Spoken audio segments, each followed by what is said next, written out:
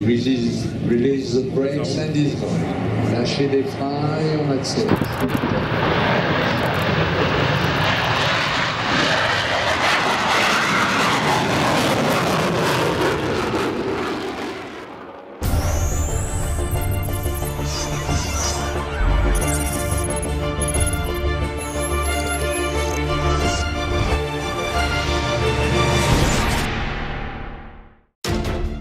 Sebelum kita lebih lanjut, kami ingatkan agar penonton setia Aksara untuk dapat menonton lebih lanjut agar dapat memahami isinya berita. Paling menyakitkan, media asing perintahkan untuk Indonesia Su-35 harus meninggalkannya. Namun berita diliris dari zonajakarta.com. Dampak sanksi CAATSA, media asing, Su-35 ke Indonesia antara ditinggalkan atau tertunda. Simak ulasan videonya sebagai berikut. Sanksi CAATSA merupakan salah satu momok besar bagi berbagai negara di dunia. Aturan CAATSA yang dikeluarkan AS membuat negara di dunia dilarang untuk bekerja sama dengan Rusia dalam bidang militer, termasuk membeli Su-35. Jika ada negara yang berani bekerja sama dengan Rusia, misalnya membeli jet tempur Su-35, tak segan AS akan menjatuhkan sanksi CAATSA. Beberapa negara di dunia ini telah merasakan dampak dari sanksi CAATSA yang diberlakukan AS.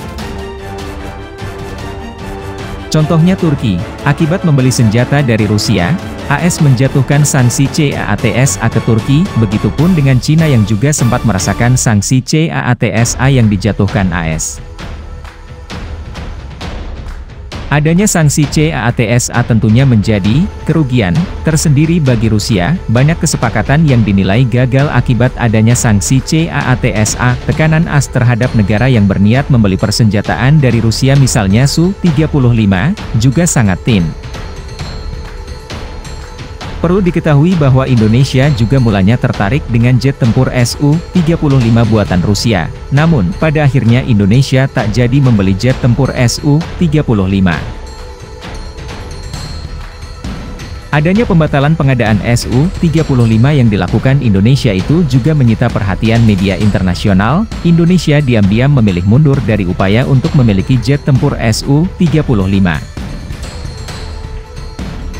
Kemudian akhir tahun lalu atau awal tahun ini, Indonesia diam-diam mundur dari rencana untuk membeli Sukhoi Su-35 buatan Rusia, atau Flanker, pesawat tempur multiperan.